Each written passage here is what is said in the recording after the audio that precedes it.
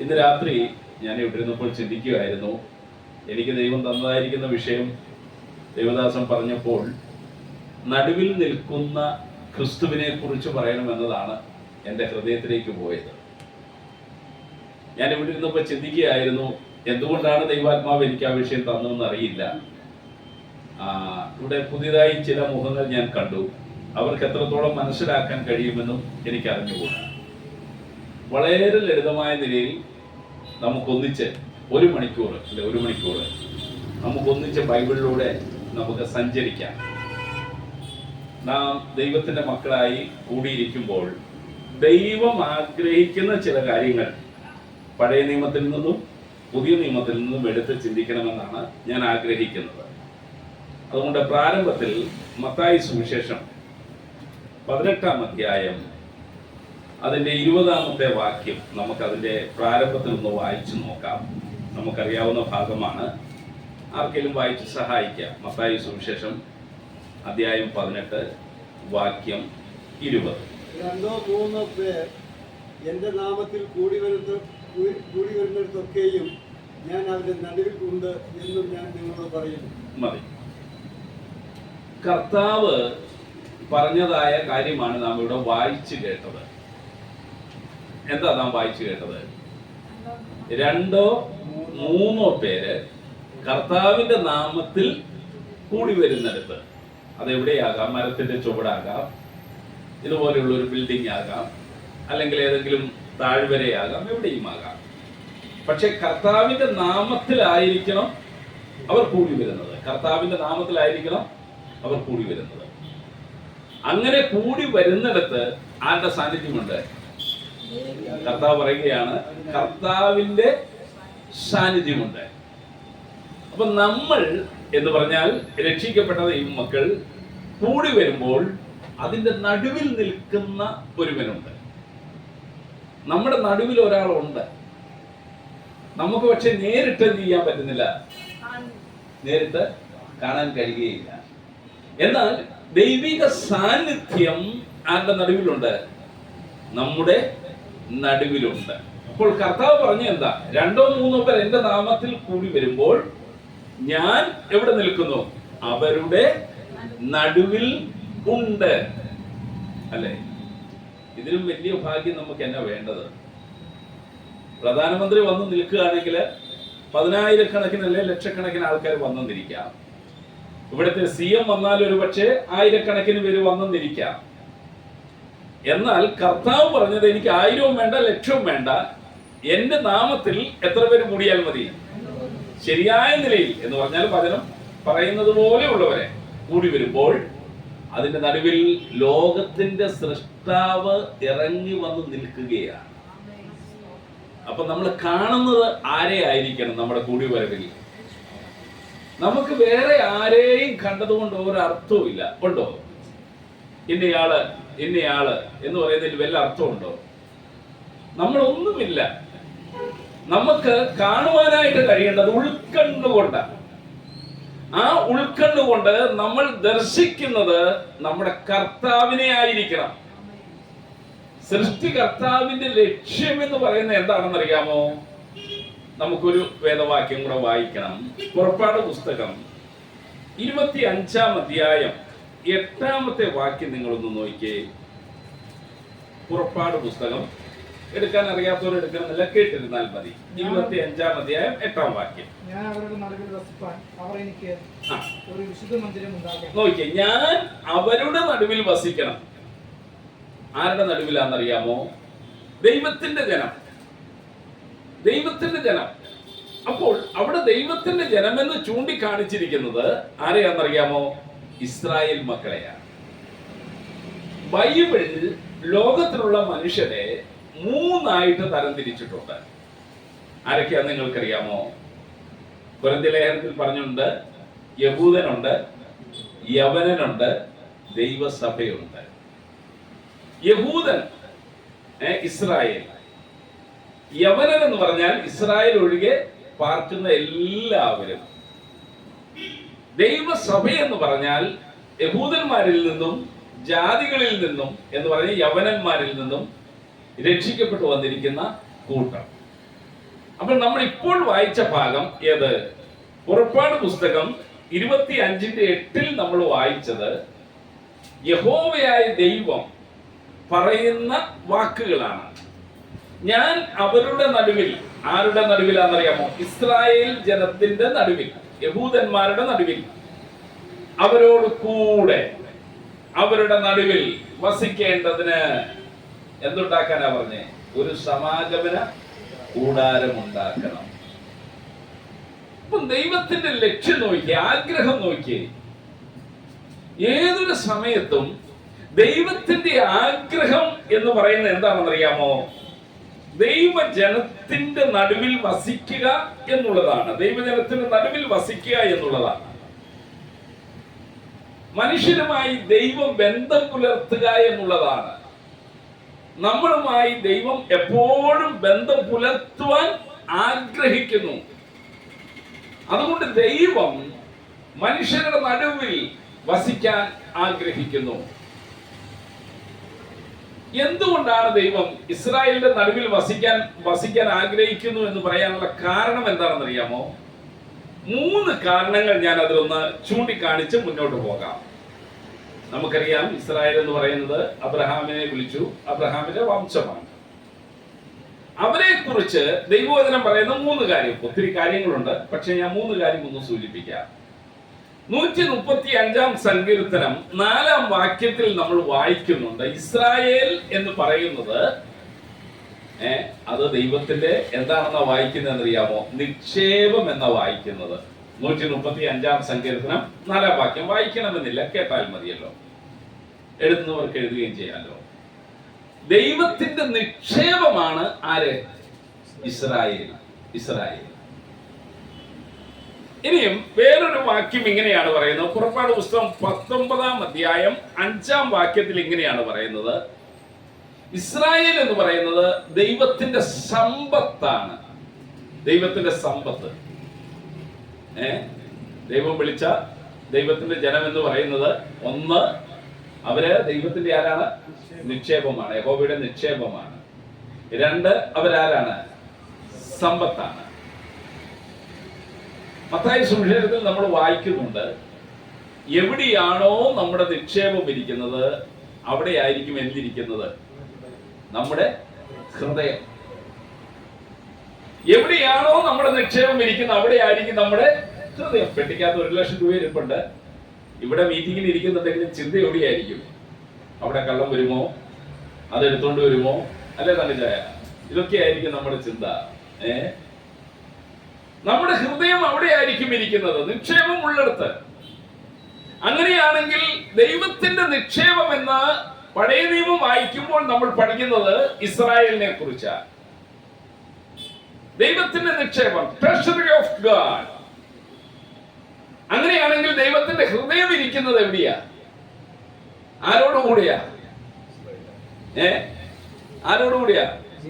ദൈവത്തിന്റെ ജനം ഇസ്രായേലിനോടുകൂടെ, ദൈവത്തിന്റെ ജനത്തോടുകൂടെ ദൈവത്തിന്റെ ഹൃദയം ഇരിക്കുകയാണ്. അപ്പോൾ ആ ദൈവജനം എത്ര ഭാഗ്യമുള്ളവരാ! അപ്പൊ ദൈവത്തിന്റെ നിക്ഷേപമാണ്, പിന്നെ ദൈവത്തിന്റെ സമ്പത്താണ്. ആവർത്തന പുസ്തകത്തിലേക്ക് കടന്നു വരുമ്പോൾ അവിടെ നമ്മൾ വായിക്കുന്നുണ്ട്, 14-ാം അധ്യായം 2-ാം വാക്യത്തിൽ വായിക്കുന്നുണ്ട്, അവർ ദൈവത്തിന്റെ മാത്രം എന്ന് പറഞ്ഞാൽ ദൈവത്തിന് മാത്രം അവകാശപ്പെട്ട ജനമാണ്. വേറെ ആർക്കും അവകാശം പറയാനായിട്ട് കഴിയില്ല. ദൈവം പറയുന്നത് അവർ ആരുടെ ജനമെന്ന? എന്റെ ജനം, എന്റെ ജനം. കാരണം എന്നാ? ഞാൻ അവരെ വിളിച്ചിരിക്കുന്നത്, ഞാൻ അവരെ വേർതിരിച്ചിരിക്കുന്നത്, ഞാൻ അവരെ കൊണ്ടുവന്നിരിക്കുന്നത്, ഞാൻ അവരെ ഇത്രത്തോളം വളർത്തിയിരിക്കുന്നത്, ഞാനാണ് അവരോട് കൂടെ ഇരിക്കുന്നത്. അതുകൊണ്ട് യഹോവ പറയുകയാണ്, ആ ജനത്തിന്റെ നടുവിൽ വസിക്കേണ്ടതിന്, അവരുടെ മധ്യേ പാർക്കേണ്ടതിന്, അവരോട് കൂടെ കൂട്ടായ്മ പുലർത്തേണ്ടതിന്, അവരോട് കൂടെ സഖ്യത ചെയ്യേണ്ടതിന്, അവരോട് കൂടെ ദൈവസ്നേഹം പങ്കിടേണ്ടതിന്, അവർക്ക് ദൈവത്തിന്റെ പ്ലാൻ കാണിച്ചു കൊടുക്കേണ്ടതിന് ഞാൻ എവിടെയുണ്ട്? അവരുടെ നടുവിലുണ്ട്, അവരുടെ നടുവിലുണ്ട്. സ്തോത്രം. അപ്പൊ ഇസ്രായേൽ മക്കൾക്ക് എത്രയധികം സന്തോഷിക്കാൻ കഴിയുന്നു അല്ലേ? എത്രയധികം അവർക്ക് സന്തോഷിക്കാൻ കഴിയുന്നു. ഈ ദൈവത്തിന്റെ ജനത്തിന് എന്തെങ്കിലും പ്രതികൂലം നേരിട്ടാലോ? ദൈവം വിളിച്ചിരിക്കുന്ന ജനമാണെങ്കിൽ, ദൈവത്തിന്റെ നിക്ഷേപമാണെങ്കിൽ, ദൈവത്തിന്റെ സമ്പത്താണെങ്കിലും അവർക്കും എന്തു വരാനുള്ള സാധ്യതയുണ്ട്? പ്രതികൂലങ്ങൾ വരാൻ സാധ്യതയില്ലേ? കഷ്ടങ്ങൾ വരാൻ സാധ്യതയില്ലേ? പ്രതിസന്ധികൾ വരാൻ സാധ്യതയില്ലേ? ദുഃഖങ്ങൾ വരാൻ സാധ്യതയില്ലേ? രോഗങ്ങൾ വരുവാൻ സാധ്യതയില്ലേ? മരണങ്ങൾ വരുവാൻ സാധ്യതയില്ലേ? ഇതെല്ലാം ഉണ്ട്. ദൈവജനമാണെങ്കിൽ പോലും നമുക്ക് വളരെയധികം പ്രതിസന്ധികൾ വരാനുള്ള എല്ലാ സാധ്യതയും ഉണ്ട്. ഇതൊന്നും വരികയല്ലെന്ന് പറയുന്നത് ശരിയല്ല. ഇതൊന്നും വരികയല്ലെന്ന് പറയുന്നത് വചനാടിസ്ഥാനവുമല്ല, ശരിയുമല്ല. നമ്മുടെ ജീവിതത്തിൽ പ്രശ്നങ്ങൾ വരാം, പ്രതികൂലങ്ങൾ വരാം, ബുദ്ധിമുട്ടുകൾ വരാം, കഷ്ടതകൾ വരാം, ക്ലേശങ്ങൾ വരാം, എല്ലാവിധമാകുന്ന പ്രതികൂലങ്ങളും വരാം, അല്ലേ? എന്നാൽ ഒരു കാര്യം നമ്മൾ മനസ്സിലാക്കണം, ഈ പ്രതികൂലങ്ങളുടെ നടുവിൽ അല്ലേ നമുക്ക് പ്രശ്നം വരുന്നത് പോലെ നമ്മുടെ നിക്ഷേപമൊക്കെ വേണ്ടെന്ന് വെക്കൂ. അങ്ങനെ വെക്കുന്ന ആരെങ്കിലും ഇവിടെ ഉണ്ടോ? ഉണ്ടേ പറയണേ. ആരും വെക്കുകയല്ല. 100 രൂപയോ ഉള്ളെങ്കിലും ആ 100 രൂപയാണെങ്കിലും ആ പ്രതികൂലത്തിന്റെ നടുവിൽ നമ്മൾ എന്ത് ചെയ്യും? നമുക്ക് ലക്ഷമൊന്നും ഇല്ലെങ്കിലും 50 രൂപയാണെങ്കിലും നമ്മൾ എന്ത് ചെയ്യും? അല്ലേ? നമ്മളത് സൂക്ഷിക്കും. എന്ന് പറഞ്ഞാൽ കർത്താവിന്റെ നിക്ഷേപമായ ദൈവജനത്തിന്റെ പ്രതികൂലമായ അവസ്ഥ ദൈവം കാണുന്നവനാണ്. കാണുമ്പോൾ ദൈവം ചെയ്യുന്ന എന്താണെന്ന് അറിയാമോ? നമുക്കൊന്ന് 2 വാക്യത്തിലേക്ക് വരാം. പുറപ്പാട് പുസ്തകം 14-ാം അധ്യായത്തിലേക്ക് ഒന്ന് വരാമോ? 14-ാം അധ്യായത്തിലേക്ക് ഒന്ന് വരാമോ? പുറപ്പാട് പുസ്തകം 14-ാം അധ്യായം അതിന്റെ 19-ാമത്തെ വാക്യം നമുക്കൊന്ന് വായിക്കാം. 19. അനന്തരം ഇസ്രായേലിന്റെ സൈന്യത്തിന് മുമ്പായി നടന്ന ദൈവദൂതൻ അവിടെ നിന്ന് മാറി അവരുടെ പിന്നാലെ നടന്നു. മേഘസ്തംഭവും അവരുടെ മുമ്പിൽ നിന്ന് മാറി പിമ്പിൽ പോയി നിന്നു. ഇത് എപ്പോഴാണെന്നറിയാമോ? ഇസ്രായേൽ ജനം മരുഭൂമിയിലായിരിക്കുക. ഇപ്പൊ ഇസ്രായേലിൽ നിന്ന് അവരെ കൊണ്ടുവന്നു, അവര് മരുഭൂമിയിലായിരിക്കുക. മരുഭൂമിയിലൂടെ അവർ വന്നപ്പോൾ അവരോട് പറഞ്ഞു, ഒരു കാര്യം ചെയ്യണം, നിങ്ങൾ ചെങ്കടലിന്റെ അടുത്ത് എന്ത് ചെയ്യാൻ പറഞ്ഞു? പാളയിറങ്ങാൻ പറഞ്ഞു. ഇസ്രായേൽ മക്കളെ യഹോവ പറഞ്ഞതുപോലെ തന്നെ എവിടെ പാളയിറങ്ങി? ചെങ്കടലിന്റെ അടുത്ത് പാളയിറങ്ങി. വളരെ സുഖമാ വൈകുന്നേരം, അല്ലേ? കടൽക്കാറ്റൊക്കെ അടിച്ചവർ ഈ മരുഭൂമിയില വളരെ സുഖമാ. മരുഭൂമിയിൽ വൈകുന്നേരം, പകലല്ല ഞാൻ പറയുന്നത്. കാറ്റൊക്കെ കൊണ്ട് വളരെ സന്തോഷത്തോടെ അവരിയ്ക്കുക. ചെങ്കടൽ അവർക്കൊരു വിഷയമേ അല്ല. ആണോ? ഒരു വിഷയമല്ല. കാരണം ചെങ്കടലിലേക്ക് നോക്കി ആ മനോഹരമായ കാറ്റൊക്കെ കൊണ്ട് അങ്ങനെ ആസ്വദിച്ച് അവരെല്ലാം ഇങ്ങനെ ഇരിക്കുക സൈഡിൽ കൂടെ ഒക്കെ. ഞാൻ എന്റെ ഭാവനയിലാണ് പറയുന്നത് കേട്ടോ. പക്ഷെ ഒരു കാര്യമുണ്ട്, ഈ ചെങ്കടൽ അവർക്ക് പ്രശ്നമായി മാറി. ചെങ്കടൽ അവർക്ക് എന്തായി മാറി?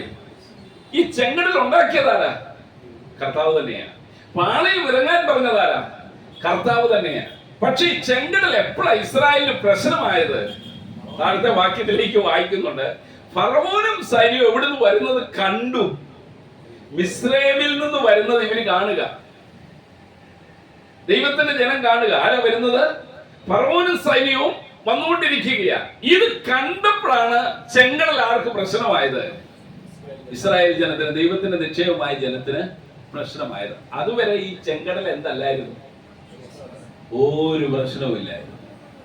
എന്നാൽ ഇപ്പൊ അവർക്ക് പ്രശ്നമായി മാറിയിരിക്കുക. കാരണം എന്നാന്നറിയാമോ? മുന്നോട്ട് ഇനി പോകാൻ പറ്റത്തില്ല. കാരണം മുന്നില് ചെങ്കടൽ. പിന്നോട്ട് എന്ത് ചെയ്യാൻ പറ്റത്തില്ല, അവർക്ക് യാത്ര ചെയ്യാൻ പറ്റില്ല. പിന്നോട്ട് പോയാൽ ആരുണ്ട്? ഫറവോനും സൈന്യമുണ്ട്. പക്ഷെ ഒരു കാര്യമുണ്ട്, ദൈവം തന്റെ മക്കളെ പരിശോധിക്കുന്നവനാണെന്ന് വേണം നാം മനസ്സിലാക്കാൻ. അവരുടെ വിശ്വാസത്തെ പരിശോധിക്കുന്നവരാണ്. ഈ പ്രതികൂലം മുന്നിൽ വന്നു നിൽക്കുമ്പോൾ എന്തു ചെയ്യും? അല്ലേ? ഞാൻ പറയട്ടെ, പുതിയതായിട്ടൊക്കെ വന്ന ചിലരുണ്ടല്ലോ, ഞാൻ പറയട്ടെ, ക്രിസ്തീയ ജീവിതത്തിൽ നമുക്ക് പ്രതികൂലം വരാം, അല്ലേ? ചോദ്യം ഇതായിരിക്കും, എന്ത് ചെയ്യും ഞാൻ? ആര് സഹായിക്കും? എങ്ങോട്ട് ഓടിപ്പോകും? എവിടെ രക്ഷ കണ്ടെത്തും? ആര് സംരക്ഷിക്കും? എങ്ങനെ മുന്നോട്ട് നീങ്ങും അറിയത്തില്ല. പക്ഷെ ഒരു കാര്യമുണ്ട്, പ്രതികൂലങ്ങളുടെ നടുവിൽ നീ നിക്ഷേപമാണെങ്കിൽ, നീ സമ്പത്താണെങ്കിൽ, നീ ദൈവത്തിനായി പെട്ടവളാണെങ്കിൽ അതിന്റെ നടുവിലേക്ക് ഇറങ്ങി വരുന്ന ഒരു കർത്താവുണ്ട്. സ്തോത്രം. അതിന്റെ നടുവിലേക്ക് ഇറങ്ങി വന്നു. എന്നിട്ട് ഫറവോന്റെ സൈന്യവും ഇസ്രായേലും തമ്മിൽ അടുക്കാതിരിക്കേണ്ടതിന് അവൻ എവിടെ നിന്നാ വായിക്കുന്നത്? അവരുടെ നടുവിൽ നിന്നു, പിൻപിൽ നിന്നു തന്റെ ജനത്തെ സംരക്ഷിച്ചു. നോക്കണേ, പ്രതികൂലം അവിടെ മുന്നിലുണ്ട്. പക്ഷെ ഒരു കാര്യമുണ്ട്, യഹോവയായ ദൈവം അവിടെ വന്ന് അവരുടെ പ്രതികൂലങ്ങൾക്ക് ശാശ്വത പരിഹാരം വരുത്തി. എന്താ പരിഹാരം? ചെങ്കടലിനെ എന്ത് ചെയ്തു? രണ്ടായി ഭാഗിച്ചു. ഞാൻ പറയട്ടെ, ശത്രു നമുക്ക് നേരിടാനായിട്ട് ധാരാളം ഉണ്ടായേക്കാം. പക്ഷെ നാം മൗനമാണെങ്കിൽ, നാം മിണ്ടാതിരിക്കുകയാണെങ്കിൽ, നമുക്ക് വേണ്ടി പ്രവർത്തിക്കുന്ന ഒരുവനുണ്ട് എന്നത് നാം ഒരിക്കലും മറന്നു പോകരുത്. ഈ ഫറവോനും സൈന്യം എവിടെ പോയി? അല്ലേ? എവിടെ മുങ്ങിപ്പോയി? ചെങ്കടലില്. ഫറവോനും സൈന്യവും ചെങ്കടലില്ല. എന്നാൽ ഇസ്രായേൽ ജനം ഇപ്പൊ എവിടെയാ? നിക്ഷേപം എവിടെയാ? ചെങ്കടലും കടന്ന് അവരക്കരേക്ക് എത്തിയിരിക്കുന്നു. നിന്നെ എത്തിക്കുവാൻ വിളിച്ചിരിക്കുന്ന ദൈവം നിന്നെ എത്തിക്കേണ്ടത് എത്തിക്കും. പക്ഷെ അവിടെ എത്തണമെങ്കിൽ നീ മനസ്സിലാക്കണം, അനവധി പ്രശ്നങ്ങളെ നിനക്ക് അഭിമുഖീകരിക്കേണ്ടി വരും. തളർന്നു പോകരുത്. പക്ഷേ നിന്നെ എത്തിക്കാമെന്ന് പറഞ്ഞവൻ ആ എത്തിക്കേണ്ട കരയിൽ എത്തിക്കും. അതിനവൻ നടുവിൽ നിന്ന് നിന്നെ സഹായിക്കുന്നു. ദൈവത്തിന് സ്തോത്രം. ഇനി നാം മനസ്സിലാക്കേണ്ട ഒരു കാര്യമുണ്ട്, നടുവിൽ മാത്രം നിൽക്കുന്നവനല്ല കർത്താവ്. അല്ലേ? നടുവിൽ നിൽക്കുമെന്ന് അവിടെ നമ്മുടെ വിഷയം അതാണ്. എന്നാൽ അവിടെ നാം വീണ്ടും വായിക്കുന്നുണ്ട്, അവർക്ക് മുന്നോട്ട് പോകണം. യഹോവയായ ദൈവം പറഞ്ഞു, നിങ്ങൾക്ക് പോകാൻ അറിയില്ലെങ്കിൽ ഞാനൊരു ദൂതനെ നിങ്ങൾക്ക് മുൻപായിട്ട് അയക്കും. ആ ദൂതൻ നിങ്ങൾക്ക് എന്ത് ചെയ്തു തരും? വഴി കാണിച്ചു തരും. അങ്ങനെ അനുഗ്രഹീതമായ നിലയിൽ ദൈവത്തിന്റെ ജനം കനാൻ ദേശത്ത് എത്തിച്ചേർന്നു. ദൈവം അവരോടുകൂടെ കൂട്ടായ്മ ആചരിച്ചു. എന്നാൽ ഞാൻ ഈ രാത്രി ഇങ്ങനെ പറഞ്ഞ ആ ഭാഗത്തു നിന്ന് മുന്നോട്ട് പോകാം. എന്താ ദൈവജനത്തിന് സംഭവിച്ചെന്നറിയാമോ? എല്ലാ സമൃദ്ധിയും, എല്ലാ സംരക്ഷണവും, എല്ലാ അനുഗ്രഹങ്ങളും അവരനുഭവിച്ചു. കനാൻ ദേശത്ത്, പാലും തേനും ഒഴുകുന്ന ദേശത്ത്, അല്ലേ? അവര് പണിയാത്ത വീടുകൾ അവർക്ക് കിട്ടി. അവര് നട്ടുണ്ടാക്കാത്ത മുന്തിരിത്തോട്ടം അവർക്ക് കിട്ടി. അവർ കുഴിക്കാത്ത കിണറുകൾ അവർക്ക് കിട്ടി. എല്ലാവിധമാകുന്ന സമൃദ്ധിയും അവർക്ക് ലഭിച്ചു. ആർക്ക് ലഭിച്ചു? ഇസ്രായേലിന് ലഭിച്ചു. സമാഗമന കൂടാരം മാറി. ഇപ്പോൾ എന്തു വന്നു? ദൈവത്തിന്റെ ആലയം വന്നു. ദൈവാലയം വന്നപ്പോൾ ദൈവത്തിന്റെ തേജസ് ദൈവാലയത്തിലേക്ക് ഇറങ്ങി വന്നു. ദൈവ തേജസ് ദൈവത്തിന്റെ ആലയത്തെ നിറച്ചുകൊണ്ടിരുന്നു. ആ ആലയത്തിൽ അവർ ദൈവത്തെ ആരാധിച്ചുകൊണ്ടിരുന്നു. പക്ഷെ ഒരു കാര്യമുണ്ട്, ആലയത്തിൽ നിന്ന കർത്താവ് നടുവിൽ നിന്നവൻ എന്ത് ചെയ്തെന്നറിയാമോ? നടുവിൽ നിന്നങ്ങ് മാറിപ്പോയി. ദൈവാലയത്തിൽ നിന്ന് എന്ത് ചെയ്തെന്നറിയാമോ? ദൈവിക തേജസ് അങ്ങ് മാറിപ്പോയി. അതിന് കാരണം എന്താണെന്നറിയാമോ? കാരണമുണ്ട്. പ്രതികൂലങ്ങളുടെ നടുവിൽ നമ്മെ നടത്തി അക്കരെ കരയിൽ എത്തിച്ച് വേണ്ടുന്നതെല്ലാം നമുക്ക് നൽകി, നമ്മളെ പുലർത്തി, നമ്മുടെ എല്ലാ പ്രതികൂലങ്ങളിലും അത്താണിയായി കരുതുന്നവനായി കൂടെ ഇരുന്നു. എന്നാൽ തലമുറകൾ മാറി വന്നു. അതെല്ലാം എന്ത് ചെയ്തു? അവര് എല്ലാം മറന്നുപോയി. ദൈവ വഴികൾ അവർ വിട്ടു. ദൈവത്തിന്റെ പ്രമാണം അവർ പുറകിൽ എറിഞ്ഞു കളഞ്ഞു. ദൈവവുമായിട്ടുള്ള കൂട്ടായ്മ ബന്ധം അവർക്ക് വേണ്ടുന്നത് പോലെ ആസ്വദിക്കുവാൻ അവർക്ക് കഴിഞ്ഞില്ല. അതിന്റെ കാരണം എന്താണെന്ന് അറിയാമോ? അവർ ദൈവത്തിന്റെ ന്യായപ്രമാണത്തിന്റെ വില എന്ത് ചെയ്തില്ലെന്നറിയാമോ? മനസ്സിലാക്കിയില്ല. അവരുടെ വഴികളിലേക്ക് തിരിഞ്ഞു. അവർക്ക് ബോധിച്ചതുപോലെ അവർ ചെയ്യാൻ തുടങ്ങി. ഒന്ന് രണ്ട് വേദവാക്യങ്ങൾ വായിക്കണം. നമുക്ക് ഒന്ന് രണ്ട് വേദവാക്യങ്ങൾ എടുത്ത് വായിച്ച് നമ്മൾ മനസ്സിലാക്കുന്നത് വളരെ നല്ലതെന്ന് ഞാൻ കരുതുകയാണ്. എസെക്കിയേൽ പ്രവാചകന്റെ പുസ്തകത്തിലേക്ക് നമുക്കൊന്ന് മടങ്ങി വരണം. എസെക്കിയേൽ പ്രവാചകന്റെ പുസ്തകത്തിലേക്ക് നമുക്കൊന്ന് വരാം. അവിടെ നമ്മൾ വായിക്കുന്നുണ്ട് എന്താണ് യഹോവയായ ദൈവത്തിന്റെ സാന്നിധ്യം നടുവിൽ, ഇസ്രായേലിന്റെ നടുവിൽ നിന്നവന്റെ സാന്നിധ്യം അവർക്ക് നഷ്ടപ്പെടുവാനായിട്ട് കാരണമായത് എന്ന് നമുക്ക് തിരുവെഴുത്തുകളിലൂടെ വായിക്കാനായിട്ട് സാധിക്കുന്നുണ്ട്. എസെക്കിയേൽ പ്രവാചകന്റെ പുസ്തകം എടുത്തു, 8-ാം അധ്യായം ഒന്നെടുക്കുക. 8-ാം അധ്യായം അതിന്റെ 4-ാമത്തെ വാക്യത്തിൽ നമ്മൾ വായിക്കുന്നുണ്ട്. എസെക്കിയേൽ പ്രവാചകന്റെ പുസ്തകം 8-ാം അധ്യായം അതിന്റെ 14-ാമത്തെ വാക്യം. 14-ാമത്തെ വാക്യം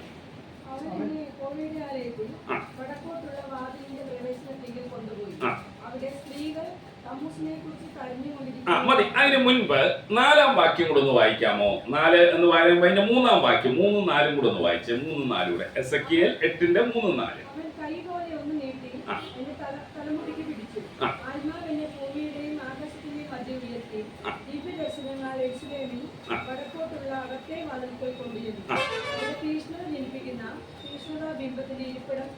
ഉണ്ടായിരുന്നു.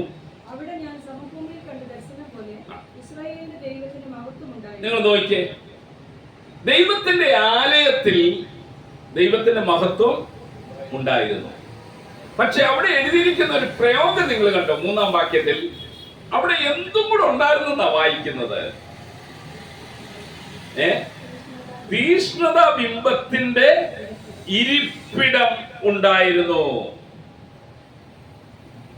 ദൈവത്തിന്റെ ആലയത്തിൽ ഇപ്പോൾ എന്തിനൂടെ സ്ഥാനം വന്നു? ബിംബത്തിനൂടെ സ്ഥാനം വന്നു. ഇത്രയും നാളൊക്കെ എന്തില്ലായിരുന്നു തോന്നുന്നു? പിതാക്കന്മാരുടെ കാലത്തൊന്നും എന്തില്ലായിരുന്നു? ഇപ്പൊ സംഭവിച്ചത് എന്താ? തലമുറകളൊക്കെ മാറി. ദൈവിക പ്രമാണങ്ങളൊക്കെ തലമുറകൾ വേണ്ടുന്നത് പോലെ മനസ്സിലാക്കാതെ വന്നു കഴിഞ്ഞപ്പോൾ ആ ദൈവത്തിന്റെ ആലയത്തിലേക്ക് മ്ലേച്ഛമായ ചില കാര്യങ്ങൾ കടന്നു വരുവാൻ തുടങ്ങി. ഇനി നിങ്ങൾ നോക്കിയേ, അതിന്റെ 10-ാമത്തെ വാക്യം നോക്കിയേ. 10-ാമത്തെ വാക്യം.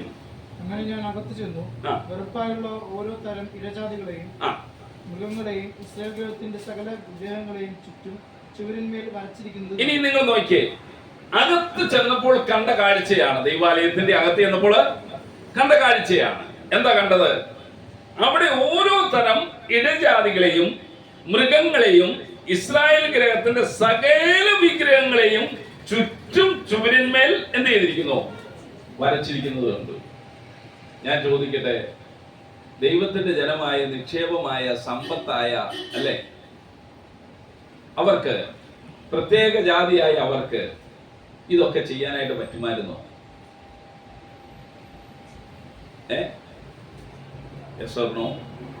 പറ്റുമായിരുന്നോ? പിന്നെ എന്തുകൊണ്ട് ഇവരിങ്ങനെ ചെയ്തത് എന്ന് പറഞ്ഞാൽ അവരുടെ ആത്മീക കാഴ്ചപ്പാടുകൾ എന്ത് ചെയ്തു പോയി? മങ്ങിപ്പോയി. ദൈവവചനത്തിന്റെ പ്രാധാന്യത നഷ്ടപ്പെട്ടപ്പോൾ ന്യായപ്രമാണത്തിന്റെ പ്രാധാന്യത നഷ്ടപ്പെട്ടപ്പോൾ ഇപ്പോൾ അവർ ചെയ്യുന്നതൊക്കെ എന്തായി തോന്നി? എല്ലാം ശരിയായി തോന്നി. എല്ലാം ശരിയായി തോന്നി. തെറ്റുകൾ ചെയ്താലും അതെന്താണെന്ന് തോന്നി? അതും ശരിയാണെന്ന് തോന്നി. ചുവരുകളിലൊക്കെ ഛായാചിത്രങ്ങൾ വരച്ചെന്ന് ഓർത്ത് എന്നാ പ്രശ്നം? വല്ല പ്രശ്നമുണ്ടോ ജോസഫ്? അല്ലേ? നിസ്സാരവൽക്കരണം എന്ന് പറഞ്ഞാൽ കൊടും പാപങ്ങളെ പോലും എന്തായി കണ്ടു? നിസ്സാരമായി കണ്ടു. പാപത്തെ പാപമായി കാണാനുള്ള മനസ്സില്ലാതെയായി. നടുവിൽ ആരാ നിൽക്കുന്നേ? ദൈവ. പക്ഷെ ഇപ്പോഴോ ദൈവത്തിന്റെ ആലയത്തിലേക്ക് എന്തൊക്കെ കടന്നു വന്നു? ഇസ്രായേൽ ജനത്തോട് ബന്ധപ്പെടുത്തി ഞാനിപ്പോ പറയുന്നത് അല്ലേ? ചെയ്യരുത് എന്ന് പറഞ്ഞതെല്ലാം എവിടെയോട്ട് പതിയെ പതിയെ കയറി വന്നു. ഇനി നിങ്ങൾ ആ 14-ാം വാക്യം നോക്കിയേ. 8:14. അവൻ എന്നെ യഹോവയുടെ ആലയത്തിൽ പുറത്തോട്ടുള്ള വാതിലിന്റെ പ്രവേശനത്തിങ്കൽ കൊണ്ടുപോയി. അവിടെ സ്ത്രീകൾ തമ്മൂസിനെ കുറിച്ച് കരഞ്ഞുകൊണ്ടിരിക്കുന്നു. ഇനി നോക്കിയ അവിടുത്തെ രസം, ഇവിടെ കുറെ സ്ത്രീകൾ ഇരിപ്പുണ്ട്. എവിടെ ഇരിപ്പുണ്ട്? ആലയത്തില്. ഇവരാരെ കുറിച്ചാണ് അറിഞ്ഞുകൊണ്ടിരിക്കുന്നത്? ആരെ തമ്മൂസ് എന്ന് ഞാൻ വിവരിച്ചിട്ടുണ്ട് ഒരു ക്ലാസ്സിൽ നേരത്തെ, ഇവിടെയല്ല. എങ്കിലും ഒരു വാക്കിൽ ഇങ്ങനെ പറഞ്ഞു പോകാം. നിമ്രോദിന്റെ മകൻ എന്നാണ് പറയുന്നത്. സെമീറാമീസിൽ ഉണ്ടായ മകൻ എന്നാണ് പറയുന്നത്. അത്ര ഇപ്പൊ അറിഞ്ഞാൽ മതി. നിമ്രോദ് ആരാന്നൊക്കെ ചോദിക്കാൻ പോയാൽ പിന്നെ കുറെ വിശദീകരണം വേണ്ടി വരും. ആദ്യത്തെ നായാട്ടുകാരനാണ്. ഈ വ്യക്തിയെ ഓർത്ത് കരയുക. എവിടെ ഇരുന്നാ കരയുന്നത്? ദൈവത്തിന്റെ ആലയത്തിൽ. ഇത് ആരാ ഈ കരയുന്നത്? ഏത് സ്ത്രീകളാ? യഹൂദ സ്ത്രീകളാ. ദൈവത്തിന്റെ നിക്ഷേപം, ദൈവത്തിന്റെ സമ്പത്ത്, പ്രത്യേക ജാതി. ആരെ ഓർത്തിരുന്നാ കരയുന്നത്? ഞാൻ ചോദിക്കട്ടെ, അന്ന് അവിടെ പുരോഹിതന്മാരില്ലേ? ഉണ്ടോ? ലേവ്യരില്ലേ അവിടെ? മൂപ്പന്മാരില്ലേ? യെസ്, എല്ലാ ഗണവും ഉണ്ട് അവിടെ, അല്ലേ? പക്ഷെ എന്നിട്ടും ദൈവാലയത്തിൽ നടക്കുന്ന ഈ മ്ലേച്ഛത നോക്കിയേ. ഇതിനെ ആരെങ്കിലും തെറ്റാണെന്ന് അവിടെ പറഞ്ഞോ? എല്ലാവരും എന്താ ചെയ്യുന്നത്? ആട്ടെ, നമുക്ക് എന്തില്ല. അവര് കരയുന്നവരിരുന്ന് കരഞ്ഞു തീർക്കട്ടെ, അല്ലേ? ഇതൊരു സ്റ്റഡിയാണല്ലോ. പ്രിയ ദൈവമക്കളെ, നാം വളരെ ഭയത്തോടെ വേണം ഈ ഭാഗത്തെ വായിച്ച് മനസ്സിലാക്കാൻ. ഇതെല്ലാം എന്തിനാ എഴുതി വെച്ചിരിക്കുന്നതെന്ന് അറിയാമോ? നമുക്ക് ദൃഷ്ടാന്തത്തിനായിട്ട്. ഞാൻ എപ്പോഴും ഇസ്രായേലിനെ കുറിച്ച് പഠിക്കുമ്പോൾ എനിക്ക് പഴയ നിയമം ഒത്തിരി ഇഷ്ടമാണ്. പുതിയ നിയമമാകുന്നു ഞാൻ കൂടുതൽ പഠനം അങ്ങോട്ടും ഇങ്ങോട്ടും കേന്ദ്രീകരിച്ചിട്ടുണ്ട്. അപ്പൊ ഇതെല്ലാം എന്തിനാ നമുക്ക് എഴുതി തന്നിരിക്കുന്നതെന്ന് അറിയാമോ? ദൃഷ്ടാന്തത്തിനായിട്ട്. ദൈവാലയത്തിൽ നടക്കുന്ന മ്ലേച്ഛതകൾ. ഇനിയും താഴോട്ട് നമ്മൾ വായിച്ചു വരണം. വായിച്ചാട്ട് മോനെ, അതിന്റെ താഴോട്ട് വായിച്ച്. എന്താ? സ്ത്രീകൾ തമ്മൂസിനെ കുറിച്ച് കരഞ്ഞുകൊണ്ടിരിക്കുന്നത് ഞാൻ കണ്ടു. 15-ാം വാക്യം. അവൻ എന്നോട്, മനുഷ്യപുത്ര, നീ കാണുന്നുവോ? ഇതിലും വലിയ മ്ലേച്ഛതകളെ ഇനിയും കാണും എന്ന് അരുളി. ഇനിയും നീ ഒരു കാര്യം കാണും. എന്താ കാണാൻ പോകുന്നത്? ഇതിലും വലിയ മ്ലേച്ഛത. ഇപ്പൊ തമ്മൂസിനെ കുറിച്ച് കരഞ്ഞിരിക്കുന്നത് കാണുന്നുള്ളൂ. കുറച്ച് സ്ത്രീകൾ അവിടെ ഇരുന്ന് കരയുന്നുണ്ട്. പക്ഷേ എസെക്കിയേലിനോട് പറയുക, നീ എന്ത് ചെയ്യാൻ പോവുക? ഇതിലും വലിയ മ്ലേച്ഛത എവിടെ കാണും? ആലയത്തിൽ അത് കാണും. ആലയത്തിൽ, ഇസ്രായേലിന്റെ ദൈവാലയത്തിൽ കാണും. എന്നിട്ട് 16-ാം വാക്യം നോക്കിയേ. 16-ാം വാക്യം. അവൻ എന്നെ യഹോവയുടെ ആലയത്തിന്റെ അകത്തെ പ്രാകാരത്തിൽ കൊണ്ടുപോയി. അവൻ എന്നെ യഹോവയുടെ അകത്തെ പ്രാകാരത്തിൽ കൊണ്ടുപോയി. ആലയത്തെ പ്രാകാരത്തിൽ കൊണ്ടുപോയി. യഹോവയുടെ മന്ദിരത്തിന്റെ വാതിൽക്കൽ മണ്ഡപത്തിനും യാഗപീഠത്തിനും നടുവേ ഏകദേശം 25 പുരുഷന്മാർ. ഇനി 25 പുരുഷന്മാർ. എവിടെ അവര് നിൽക്കുന്നതെന്ന് എഴുതിയിരിക്കുന്നത് നോക്കിയ. യഹോവയുടെ മന്ദിരത്തിന്റെ വാതിക്കൽ മണ്ഡപത്തിനും യാഗപീഠത്തിനും നടുവേ. എത്ര പേരാ നിൽക്കുന്നത്? 25 പുരുഷന്മാർ അവിടെ നിൽപ്പുണ്ട്. ഇപ്പൊ കരഞ്ഞോണ്ടിരുന്ന ആരാ? അപ്പുറം സ്ത്രീകൾ. ആരെ കുറിച്ച് ഓർത്താ? നിങ്ങളുടെ മക്കളെ കുറിച്ച് ഓർത്ത് കരയാനാ കർത്താവ് പറഞ്ഞിരിക്കുന്നു. പക്ഷെ അതിനൊന്നും ഇപ്പൊ ആർക്കും സമയമില്ലോണ്ട്. ഉള്ളവരുണ്ട് കേട്ടോ, ആത്മാർത്ഥമായി ഉള്ളവരുണ്ട്. മക്കളെ ഓർത്ത് ഉള്ളുരുകി കരയുന്നവര്, മുട്ടുകുത്തി പ്രാർത്ഥിക്കുന്നവര് ധാരാളമുണ്ട്. എന്നാൽ ഇവിടെ സ്ത്രീകളുടെ കരച്ചിൽ കഴിഞ്ഞു. ഇപ്പം കുറച്ച് ഇങ്ങോട്ട് വന്നു കഴിഞ്ഞപ്പോ വീണ്ടും ദൈവാത്മാവ് കാണിച്ചു കൊടുക്കുക. ആരെയാ കാണിച്ചു കൊടുക്കുന്നത്? 25 പുരുഷന്മാരെ കാണിച്ചു കൊടുക്കുക. ഇവന്മാർ എന്നാ ചെയ്യുന്നതെന്ന് നോക്കി. എന്താ ചെയ്യുന്നത്? 25 പുരുഷന്മാർ തങ്ങളുടെ മുതുക് യഹോവയുടെ മന്ദിരത്തിന്റെ നേരെയും മുഖം കിഴക്കോട്ടും തിരിച്ചുകൊണ്ട് നിന്നിരുന്നു. നോക്കിയേ. എന്നിട്ട് അവർ കിഴക്കോട്ട് നോക്കി സൂര്യനെ. ഈ 25 പുരുഷന്മാർ എന്ത് ചെയ്തോണ്ടിരിക്കുക? എങ്ങോട്ട് നോക്കി? ദൈവാലയത്തിൽ കയറിയാൽ എങ്ങോട്ട് നോക്കണം? ചിലരിപ്പോഴും പഠിപ്പിച്ചുകൊണ്ടിരിക്കുന്നത് എങ്ങോട്ട് നോക്കി നിൽക്കണം? കിഴക്കോട്ട് നോക്കി നിൽക്കണം. ഇതങ്ങനല്ലല്ലോ, അല്ലേ? ഉള്ള സൗകര്യത്തിൽ നിൽക്കുക നമ്മള്, അല്ലേ? ചിലർ കിഴക്കോട്ട് നോക്കി നിൽക്കണം. ബൈബിള് പഠിപ്പിക്കുന്ന എന്നാ മോനെ? എന്തായിരുന്നു പേര് പറഞ്ഞ്? വൈശാഖ.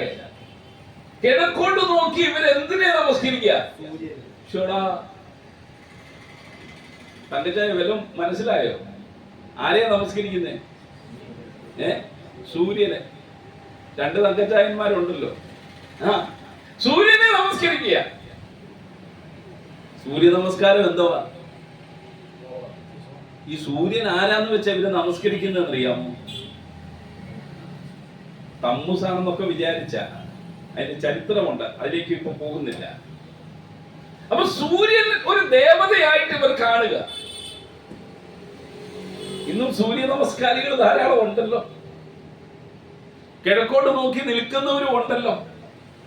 പക്ഷെ ഇതൊക്കെ എന്തല്ല, യോഗ്യമല്ല, ദൈവം മുൻപാകെ യോഗ്യമല്ല, അത് തെറ്റ. ദൈവത്തിന്റെ ജനം എങ്ങനെ ചെയ്യുക? അപ്പോഴും ദൈവത്തിന്റെ ജനത്തിന് ഒരു ചിന്തയുണ്ട്. എന്നാന്നറിയാമോ? നമ്മുടെ നടുവില് ആര് നിപ്പുണ്ട്? ദൈവത്തിന്റെ തേജസ് എവിടെ ഉണ്ട്?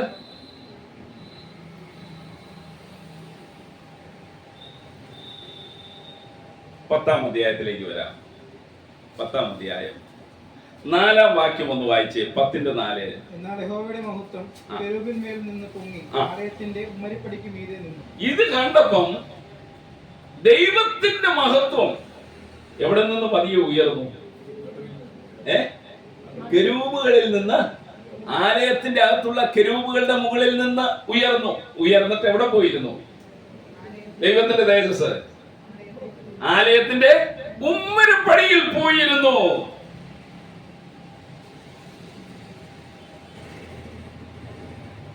ഇനി നിങ്ങൾ അതിന്റെ 18-ാമത്തെ വാക്യം നോക്കിയേ. 18-19 വാക്യം നോക്കിയേ. 18-19 വാക്യം. പിന്നെ യഹോവയുടെ മഹത്വം ആലയത്തിന്റെ ഉമ്മരിപ്പടി വിട്ട് പുറപ്പെട്ട കെരൂബുകളിൽ മീതെ വന്നു. അപ്പോൾ കെരൂബുകൾ ചിറകു വിടർത്തി ഞാൻ കാണുകെ ഭൂമിയിൽ നിന്ന് മേലോട്ട് പോയി. അവ പൊങ്ങിയപ്പോൾ ചക്രങ്ങളും ചേർന്ന് തന്നെ ഉണ്ടായിരുന്നു. നോക്കിയേ, ഇനി ഈ ദൈവത്തിന്റെ മഹത്വം കെരൂബുകളുടെ മേൽ വന്നു. കെരൂബുകൾ അവിടെ നിന്ന് ഉയർന്ന് എന്ത് ചെയ്തു? പോയി. ഇപ്പൊ ദൈവാലയത്തിൽ നിന്ന് പോയി. എന്ത് പോയി? ഒരു പഠനമാണല്ലോ. എന്താ? ദൈവത്തിന്റെ മഹത്വം പോയി. ഇപ്പൊ ദൈവത്തിന്റെ മഹത്വം എവിടെ ഇല്ല?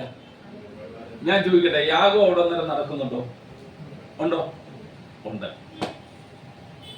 ഹോമയാഗം ഉണ്ടാകാം, പാപയാഗമുണ്ട്, അകൃത്യയാഗമുണ്ട്, രാവും പകലുമുള്ള പ്രാർത്ഥനകളുണ്ട്, എല്ലാം ഇവിടെ നടക്കുന്നുണ്ട്. പുരോഹിതന്മാരൊക്കെ ഉണ്ടോ? പ്രവാചകന്മാരുണ്ടോ? എല്ലാ ആളുകളും ഉണ്ട്, എല്ലാ ടീമും അവിടെ ഉണ്ട്. പക്ഷെ നന്നായി എന്തൊക്കെ നടക്കുന്നുണ്ട്? എല്ലാം നടക്കുന്നുണ്ട്, യാഗമൊക്കെ നടക്കുന്നുണ്ട്. അതിന് വല്ല കുറവുണ്ടോ? നമ്മുടെ ഭാഷ പറഞ്ഞ സ്വോത്ര കാഴ്ചയ്ക്ക് ഒരു കുഴപ്പമില്ല, ഇഷ്ടംപോലെ വീഴുന്നുണ്ട്.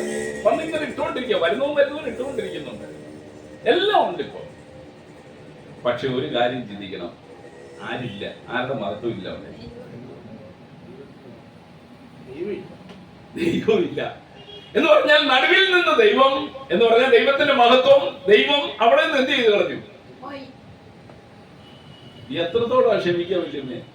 സോറി, വല്യമ്മേന്ന് വിളിക്കാൻ ക്ഷമിക്കണം. അമ്മേ, അല്ലേ? ദൈവത്തിന് ക്ഷമിക്കുന്നില്ല, അതിലൊക്കെ ഇല്ലേ? നിക്ഷേപമാണെന്നും പറഞ്ഞ് എന്ത് കാണിച്ചാലും കൂടെ നിൽക്കുമോ?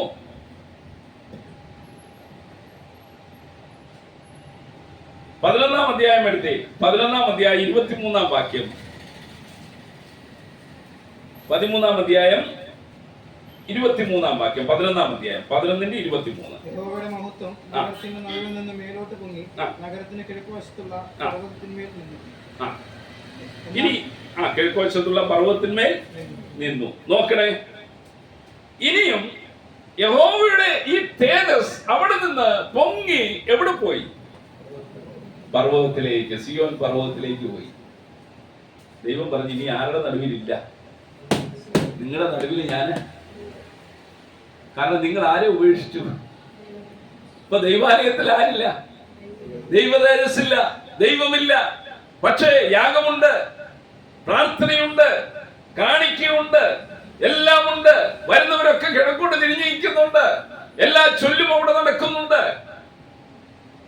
പക്ഷേ ദൈവത്തിന്റെ സാന്നിധ്യം എവിടെയില്ല? ഇതിന്റെ കാരണക്കാരാരാ ശരിക്കും? ഞാന് ഇത് പറഞ്ഞ് എന്റെ മനസ്സിലോട്ട് ഓടി വന്നൊരു വാക്യം അതിനോട് ബന്ധപ്പെടുത്തി പറയാമേ. മലാക്കി പ്രവാചകന്റെ പുസ്തകം എടുത്തേ. മലാക്കി പ്രവാചകന്റെ പുസ്തകം ഒന്നെടുക്കാമോ?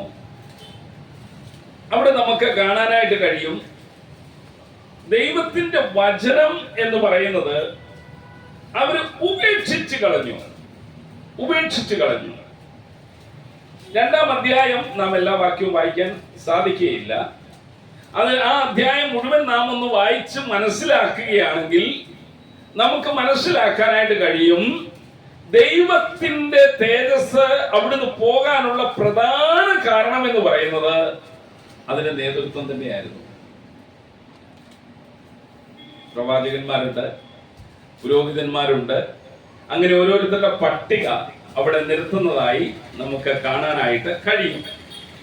അത് കൂടുതൽ ഗ്രഹിക്കണമെങ്കിൽ യിരെമ്യാവ് 2:8 ചേർന്നൊന്ന് വായിക്കണം. മലാക്കി 2-ാം അധ്യായം നിങ്ങൾ വീട്ടിൽ പോയി വായിക്കണേ. അതിനോട് ചേർന്ന് കൂടുതൽ ഗ്രഹിക്കാൻ വേണ്ടി യിരെമ്യാവ് 2:8 ഒന്ന് വായിച്ച് 2:8 യിരെമ്യാവ് അവിടെ എഴുതിയിട്ടുണ്ട്. നിങ്ങൾ നോക്കിയേ, യഹോവ എവിടെയെന്ന് ആരന്വേഷിച്ചില്ല. കിട്ടിയോ? യിരെമ്യാവ് 2:8. നോക്കിയേ, യഹോവ എവിടെയെന്ന് ആരന്വേഷിച്ചില്ല? പുരോഹിതന്മാര് അന്വേഷിച്ചില്ല. എന്നിട്ട് അടുത്ത വാക്യം,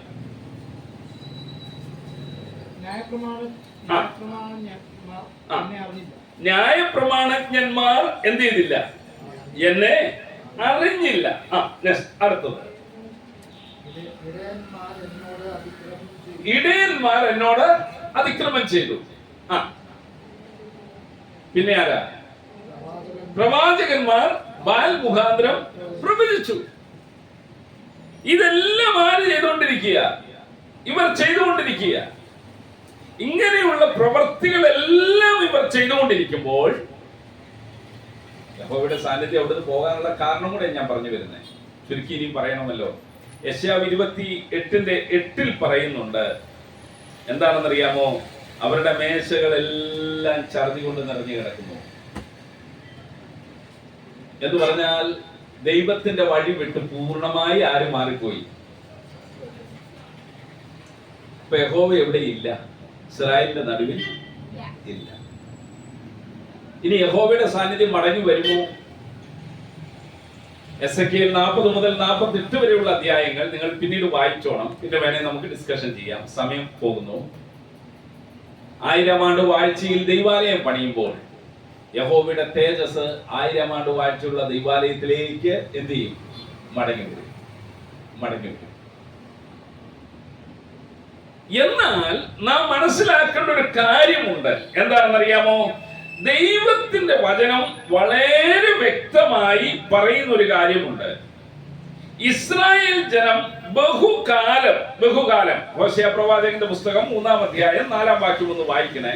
ഹോശേയ പ്രവാചകന്റെ പുസ്തകം 3-ാം അധ്യായം 4-ാം വാക്യം ഒന്ന് വായിക്കണം. അവിടെ നമുക്ക് കാണാനായിട്ട് കഴിയുന്നത് ഇസ്രായേൽ ജനം എങ്ങനെ ഇരിക്കുമെന്ന് ദൈവവചനം വെളിപ്പെടുത്തുകയാണ്. ഒന്ന് വായിച്ചാട്ടെ. ഹോശേയ പ്രവാചകന്റെ പുസ്തകം 4-ാം അധ്യായം 6-ാമത്തെ വാക്യം. ഇങ്ങനെ ഇസ്രായേൽ എന്ത് ചെയ്യുമെന്നാ വായിക്കുന്നത്? ബഹുകാലം പരിജ്ഞാനമില്ലായകയാൽ എന്റെ ജനം നശിച്ചു പോകുന്നു. പരിജ്ഞാനം ത്യജിച്ചുകൊണ്ട് നീ എനിക്ക് പുരോഹിതനായിരിക്കാതെ വണ്ണം ഞാൻ നിന്നെ ത്യജിക്കും.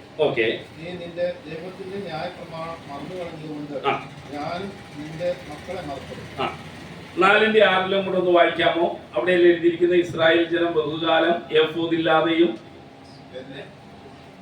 അതേ പുസ്തകം തന്നെ ഹോശേയ പ്രവാചകന്റെ പുസ്തകം 4-6 എഫോദില്ലാതെയും ഗ്രഹബന്ധം ഇല്ലാതെ ഇരിക്കുമെന്ന് പറഞ്ഞിരിക്കുന്ന വാക്യം ഒന്ന് നോക്കാമോ? 4-6 മോനെ വായിച്ച്. വായിച്ചാട്ടെ ഒന്നുകൂടെ. പരിജ്ഞാനമില്ലായകയാൽ എന്റെ ജനം നശിച്ചു പോകുന്നു.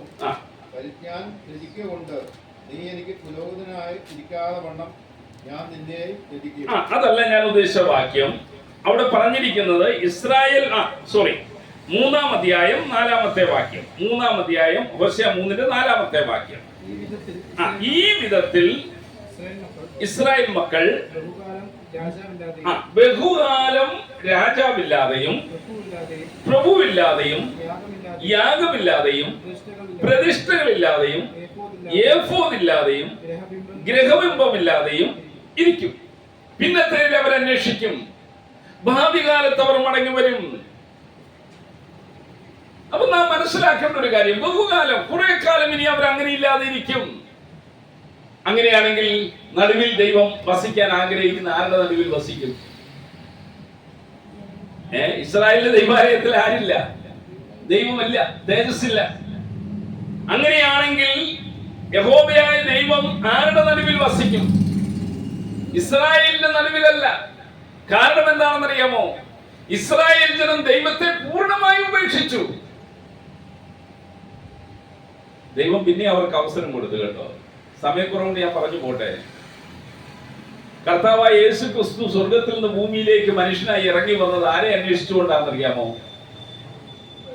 ഇസ്രായേലിനെ, കാണാതെ പോയ ആളുകളുടെ ഇടയിലേക്കാണ് വന്നത്.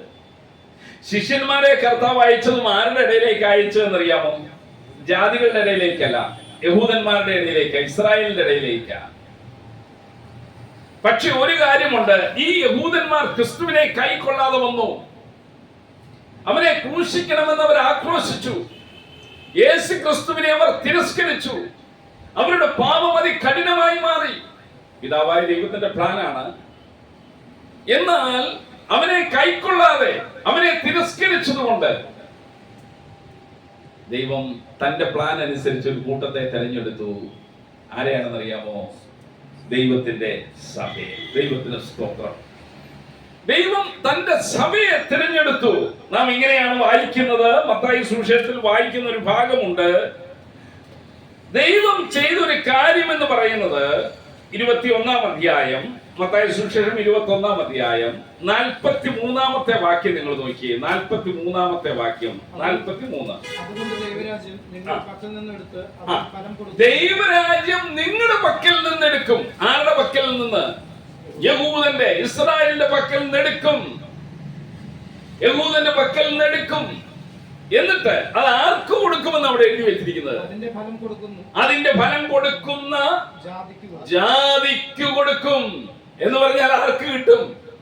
നമ്മൾക്ക് കിട്ടും. സ്തോത്രം. യഹൂദൻ കർത്താവിനെ തള്ളിപ്പറഞ്ഞ് ദൈവത്തിന്റെ പ്രമാണങ്ങളെ ലംഘിച്ച് ദൈവത്തിന്റെ തേജസ് അവരുടെ നടുവിൽ നിന്ന് ഉയർന്നു പോയി സിയോൻ പർവ്വതത്തിൽ അധിവസിക്കുമ്പോൾ അവർക്ക് ദൈവത്തെ തിരിച്ചറിയാൻ പറ്റുമോ? പക്ഷേ യഹോവയായ ദൈവം നേരത്തെ പറഞ്ഞു വെച്ചിട്ടുണ്ട് അല്ലേ? ഞാൻ എന്ത് ചെയ്യുന്ന പറഞ്ഞത്? ദൈവരാജ്യം എടുത്ത് ആർക്ക് കൊടുക്കുന്ന പറഞ്ഞത്? ജാതികൾക്ക്. അതിന്റെ ഫലം കൊടുക്കുന്ന ജാതികൾ. ആരാ ഈ ജാതികൾ? നമ്മളാണ്. ഭാഗ്യവശാൽ, ദൈവകൃപയാൽ, പ്രകൃതിയാൽ ജാതികൾ, കോപത്തിന്റെ മക്കൾ, അനുസരണക്കേടിന്റെ മക്കൾ. നമ്മൾക്ക് ദൈവത്തിന്റെ രാജ്യത്തിന്റെ, സ്വർഗരാജ്യത്തിന്റെ അവകാശികളാകാനുള്ള ഭാഗ്യം ദൈവം നമുക്ക് തന്നു. അതെങ്ങനെയാ? കർത്താവിനുള്ള വിശ്വാസത്താൽ. യേശു ക്രിസ്തു എന്റെ പാപത്തിന് വേണ്ടി മരിച്ചു, അടക്കപ്പെട്ടു, ഉയർത്തെഴുന്നേറ്റു, ഇനി വീണ്ടും വരുമെന്ന് വിശ്വസിക്കുന്ന ആ സമൂഹത്തിന്റെ നടുവിൽ ജാതികൾ, യഹൂദനാട്ടെ യവനാട്ടെ, അവരുടെ നടുവിൽ 2-3 പേർ അവർ കൂടി വരുമ്പോൾ അവരുടെ നടുവിൽ ഞാൻ എന്ത് ചെയ്യുമെന്ന് പറഞ്ഞത്? ഞാൻ വസിക്കും. ദൈവത്തിന് സ്തോത്രം. അങ്ങനെയാണെങ്കിൽ രക്ഷിതഗണം കൂടി വരുന്നതിനെയാണ് എന്ത് എന്ന് പറയുന്നത്? സഭ എന്ന് പറയുന്നത്.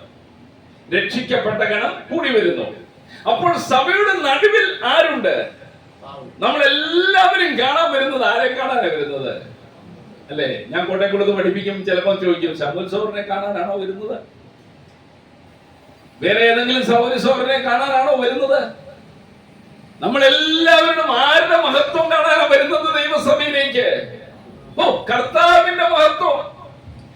കർത്താവിന്റെ മഹത്വം. സങ്കീർത്തനങ്ങളാലും സ്തുതികളാലും ആത്മീയഗീതങ്ങളാലും സ്തോത്രങ്ങളാലും നാം ഒരുക്കത്തോടെ ദൈവത്തിന്റെ ആലയത്തിലേക്ക് കടന്നു വരുമ്പോൾ നടുവിൽ നിൽക്കുന്ന ക്രിസ്തുവിനെ നമുക്ക് ദർശിക്കാൻ കഴിയുന്നു. ആ ക്രിസ്തുവിനെ നമുക്ക് ദർശിക്കുമ്പോൾ അവിടെ വലിയതും ചെറുതൊക്കെ ഉണ്ടോ? ആരാ വലിയവൻ? ആരാ ചെറിയവൻ? അവിടെ എല്ലാവരും ഒരുപോലെ. രാജകീയ പുരോഹിത വർഗം ദൈവത്തെ ആരാധിച്ചുകൊണ്ടിരിക്കുക. അതിന്റെ നടുവിൽ അവൻ ഉലാവിക്കൊണ്ടിരിക്കുന്നു. ദൈവത്തിന്റെ തേജസ്, ദൈവത്തിന്റെ മഹത്വം എവിടെ കാണുന്നു? നമ്മള് ദൈവസഭയിൽ നമുക്ക് കാണുവാനായിട്ട് കഴിയുന്നു. സ്തോത്രം. അപ്പൊ കൂടി വരുന്ന എല്ലാ സഹോദരി സഹോദരന്മാരുടെയും ശ്രദ്ധ എങ്ങോട്ടാ? കർത്താവിങ്കിലേക്ക്. ആ കർത്താവിങ്കിലേക്കുള്ള ശ്രദ്ധ കൊണ്ട് കൂടി വന്നവരെല്ലാം എന്ത് ചെയ്യുക? സ്തോത്രവും സ്തുതിയും പറഞ്ഞുകൊണ്ടിരിക്കുക. ദൈവത്തിന്റെ പരിശുദ്ധാത്മാവ് സഭയുടെ മധ്യേ പരിപ്രവർത്തിച്ചുകൊണ്ടിരിക്കുക. ദൈവാത്മാവിൽ നിറഞ്ഞ സങ്കീർത്തനങ്ങളും സ്തുതികളും സ്തോത്രങ്ങളും അവിടുന്ന് ഉയർന്നുകൊണ്ടിരിക്കുമ്പോൾ ദൈവം പൂർണ്ണ മഹത്വം എടുക്കുന്നു. ദൈവസഭയിൽ നമുക്ക് ആരെ കാണാൻ കഴിയണം? കർത്താവിനെ നമുക്ക് കാണാൻ കഴിയണം. കർത്താവിനെ നമ്മൾ കാണുമ്പോഴാണ് നമ്മൾ വിജയിക്കുന്നത്. വേറെ ആരെയും കണ്ടിട്ട് കാര്യമില്ല. എത്ര എണ്ണം ഉണ്ടെന്ന് ബിജു സോര നോക്കണ്ട, 2 എണ്ണേ ഉള്ളൂ. പക്ഷെ അവരാരെ കാണുന്നവരായിരിക്കണം? കർത്താവിനെ കാണുന്നവരായിരിക്കും. 100 പേരുണ്ട്, ഒരു ഓളമാണ് അല്ലേ? കയ്യടിയൊക്കെ കണ്ടുമാനം ഉണ്ടാകും, പാട്ടിന്റെ ശബ്ദമൊക്കെ ഘോരമായിട്ടുണ്ടാകും. ഞാൻ പറയട്ടെ, അത്രയും പേരുണ്ടായിക്കോട്ടെ, അതിലധികം ഉണ്ടായിക്കോട്ടെ, നല്ല കാര്യമാണ് അല്ലേ? പ്രസംഗമൊക്കെ മൈക്കൊക്കെ തകർത്തു പിടിച്ച് നമുക്ക് നടത്താം. ഇതൊക്കെ നല്ല കാര്യമാണ്, ആവശ്യമാണ്. പക്ഷെ ഒരു കാര്യമുണ്ട്, ദൈവതേജസ് അവിടെ ഇല്ലെങ്കിലോ?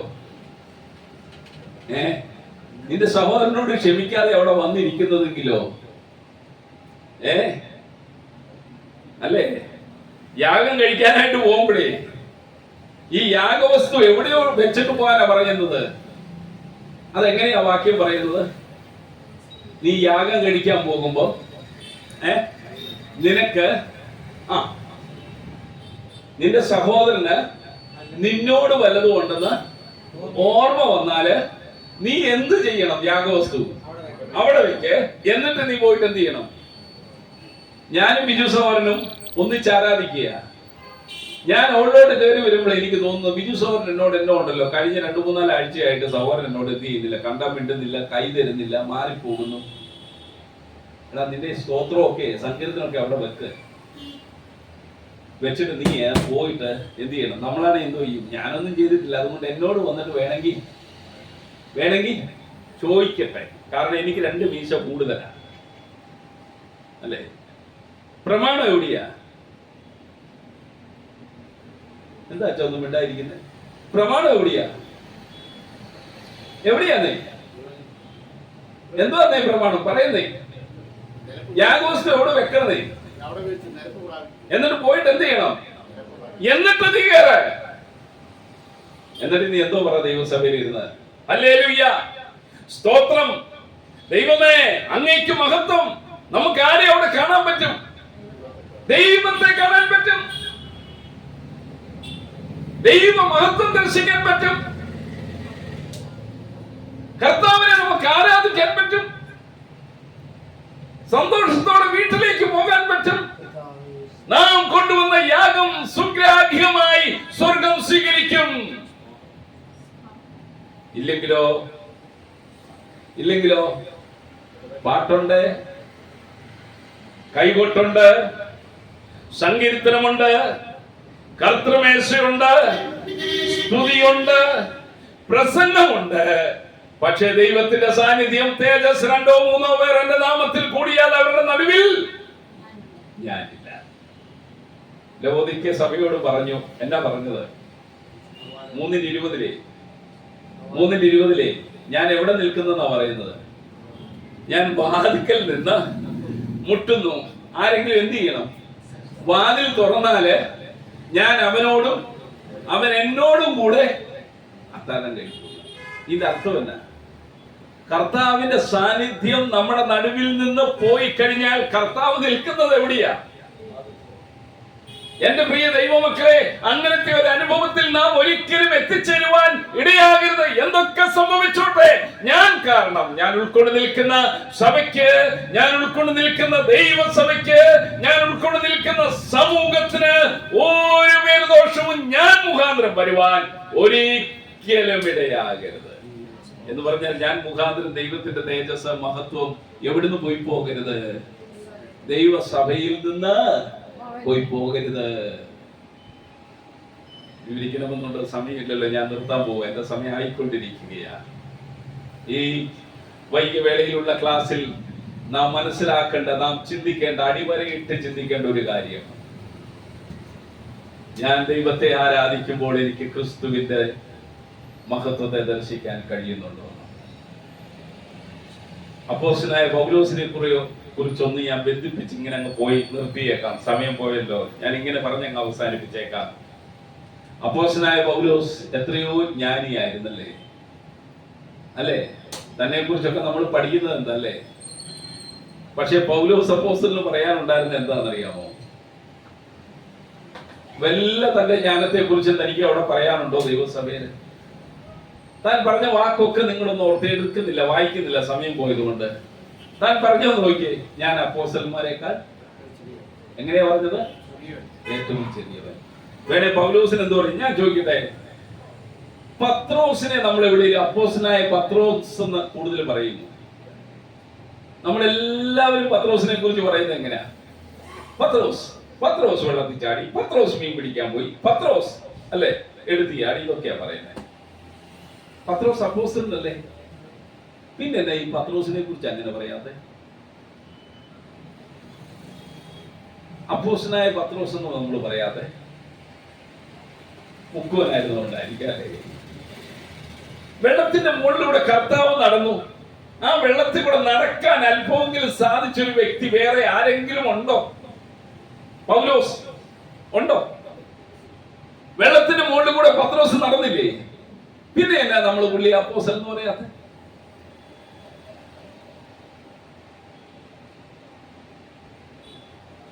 പൗലോസിനെ കുറിച്ച് പറയുമ്പോൾ നമ്മളെല്ലാം എന്ത് പറയും? ഈ പൗലോസിനറിയാം പൗലോസിനേക്കാൾ ശ്രേഷ്ഠന്മാരെ എവിടെ ഇരിക്കുന്നത്? എവിടെ ഇരിക്കുന്നത്? അവിടെ ഇരിക്കുന്ന അപ്പോസ്തലന്മാരൊക്കെ പത്രോസ് മുതല്, അല്ലേ?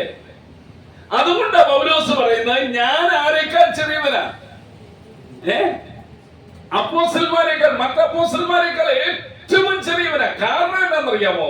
ഈ അപ്പോസ്തലൻ ദർശിച്ചത് വേറെ ഒന്നുമല്ല, അപ്പോസ്തലന്റെ ദർശനം യേശു ക്രിസ്തുവായിരുന്നു. ഞാൻ എന്നിൽ കുറഞ്ഞു, പൗലോസിൽ കുറഞ്ഞു. പൗലോസ് ആരിൽ വളർന്നെന്നറിയാമോ? ക്രിസ്തു തന്നിൽ ഉയർന്നു, വളർന്നു. ക്രിസ്തു തന്നിൽ വളർന്നപ്പോൾ തനിക്ക് കാണാൻ കഴിഞ്ഞത്, താൻ മറ്റുള്ള എല്ലാവരെക്കാട്ടിലും എങ്ങനെയുള്ളവനാ? ഏറ്റവും ചെറിയവൻ. ഈ മനോഭാവം നമ്മുടെ സ്ഥലം സഭകളിൽ ഉണ്ടായാൽ, ദൈവജനത്തിന്റെ ഇടയിൽ ഉണ്ടായാൽ, ഒരു വിശ്വാസികളുടെ ജീവിതത്തിൽ ഉണ്ടായാൽ, നമ്മുടെ കുടുംബങ്ങളിൽ ഉണ്ടായാൽ, നാം എത്രയോ ധന്യരായി. പിന്നെ പൗലോസ് പറയുന്നുണ്ടല്ലോ, അല്ലേ? ഞാൻ സകല വിശുദ്ധന്മാരെക്കാട്ടിലും, അങ്ങനെ പറയേണ്ട വല്ല ആവശ്യവും പൗലോസിനുണ്ടല്ലോ. ജോസഫ് സഹോദര ഉണ്ടോ? പറഞ്ഞപ്പോ സഹോദര ഉണ്ടോ? ഒന്നുമില്ല. തനിക്ക് അങ്ങനെ പറയാൻ കഴിഞ്ഞല്ല. അത് തന്റെ എളിമ കൊണ്ട് പറഞ്ഞതാണോ? അല്ല. താൻ ക്രിസ്തുവിന്റെ സ്വഭാവത്തോട് അനുരൂപപ്പെട്ടുകൊണ്ടിരുന്നു. തന്റെ അകത്തെ മനുഷ്യൻ ശക്തിപ്പെട്ടുകൊണ്ടിരുന്നു. ഇന്ന് നമ്മുടെ അകത്തെ മനുഷ്യൻ പലപ്പോഴും എന്താ സംഭവിച്ചുകൊണ്ടിരിക്കുന്നത്? ക്ഷയിച്ചുകൊണ്ടിരിക്കുക. പുറത്തെ മനുഷ്യനോ വെയിറ്റ് കൂടി വരിക, അല്ലേ? അതുകൊണ്ട് നമുക്ക് ആരെ കാണാൻ പറ്റുന്നില്ല. നമ്മുടെ മനോഭാവം നോക്കിയേ, നമ്മുടെ ചിന്താഗതികൾ നമ്മളൊന്ന് നോക്കണം, അല്ലേ? അല്പം പോലും താഴുവാൻ മനസ്സില്ലാത്ത എത്രയോ ദൈവമക്കൾ എത്രയോ സ്ഥലങ്ങളിൽ കണ്ടാൽ സഹോദരൻ എന്തുണ്ട് വിശേഷം എന്ന് പോലും ചോദിക്കാൻ പറ്റാത്ത അനുഭവത്തിൽ പൗലോസ് പറയുകയാണ്, ഞാന് സകല വിശുദ്ധന്മാരെക്കാളും എങ്ങനെയുള്ളവനാ? ഏറ്റവും ചെറിയവനാണ്. തീമോഥെയോസിന്റെ ലേഖനത്തിലേക്ക് വരും പൗലോസ് വീണ്ടും പറയുന്നുണ്ട്, ഞാൻ ആ പാപികളിൽ, അവിടെ വേണേ പറയത്തില്ലായിരുന്നു അവരെല്ലാം പാപികളാ, ഞാൻ രക്ഷിക്കപ്പെട്ടവനാണ്. അവിടെയും പൗലോസ് പറയുന്നത് എന്താ? ഞാൻ ആ പാപികളിൽ ഒന്നാമൻ എന്ന് പറഞ്ഞാൽ ക്രിസ്തുവിലേക്ക് താൻ പൂർണ്ണമായി വളർത്തപ്പെട്ടപ്പോൾ തനിക്ക് വേറെ ഒന്നുമില്ല പറയാൻ. തനിക്ക് ക്രിസ്തുവിനെ മാത്രമേ കാണാനുള്ളൂ. തനിക്ക് പറയാൻ കഴിയുന്നത് മുഴുവൻ ക്രിസ്തുവിനെ കുറിച്ചാണ്. ക്രിസ്തുവാണ് തന്റെ എല്ലാം. ഈ രാത്രിയിലെ ഈ ബൈബിൾ സ്റ്റഡി ഞാൻ ഇങ്ങനെ പറയട്ടെ, നമ്മുടെ ജീവിതത്തിലെല്ലാം ക്രിസ്തുവാണെങ്കിൽ നമ്മുടെ മുന്നിൽ വരുന്ന പ്രശ്നമൊന്നുമില്ല. ക്രിസ്തു അല്ല നമുക്ക് എല്ലാം പ്രധാനമെങ്കിൽ നമ്മുടെ മുന്നിൽ വരുന്ന വിഷയം എല്ലാം വലിയതായിരിക്കും. ക്രിസ്തുവാണ് നമ്മുടെ നേതൃത്വത്തിൽ നിൽക്കുന്നതെങ്കിൽ നമുക്ക് വേറെ ഒന്നും പ്രശ്നമല്ല. ആ ക്രിസ്തുവിനെ നമുക്ക് ദർശിക്കുവാൻ യഥാർത്ഥമായി നമുക്ക് കഴിയുന്നെങ്കിൽ ഈ രാത്രി നമുക്ക് ഒന്നിച്ചു പറയാം, നമ്മുടെ ക്രിസ്തീയ ജീവിതം വിജയിച്ചു. നെന്മാറയുള്ള ഈ ചെറിയ കൂട്ടത്തിന് ആ ക്രിസ്തുവിനെ പൂർണ്ണമായി ദർശിച്ചു മുന്നോട്ട് പോകുവാൻ, ക്രിസ്തുവിന്റെ മഹത്വത്തെ കണ്ടുകൊണ്ട് മുന്നോട്ട് പോകുവാൻ ദൈവം നിങ്ങളെ ബലപ്പെടുത്തട്ടെ. പ്രതികൂലങ്ങൾ നേരിട്ടാലും പ്രശ്നങ്ങൾ കടന്നു വന്നാലും വിവിധമാകുന്ന പ്രതികൂലങ്ങളിലൂടെ യാത്ര ചെയ്യേണ്ടി വന്നാലും ആരെല്ലാം എതിർത്താലും ക്രിസ്തുവിനെയാണ് നാം നേരിൽ കാണുന്നതെങ്കിൽ നമ്മോട് കൂടെ പ്രതികൂലങ്ങളുടെ നടുവിൽ ഇറങ്ങി വന്നു നിൽക്കുവാൻ, കൈത്താങ്ങെഴുകുവാൻ, കണ്ണുനീർ തുടപ്പാൻ നമ്മുടെ നാഥൻ നമ്മളോട് കൂടെയുണ്ട്. എട്ടുകാലി നല്ല മനോഹരമായ വലയുണ്ടാക്കും. എല്ലാരും കണ്ടിട്ടുണ്ടല്ലോ വലകൾ, അല്ലേ?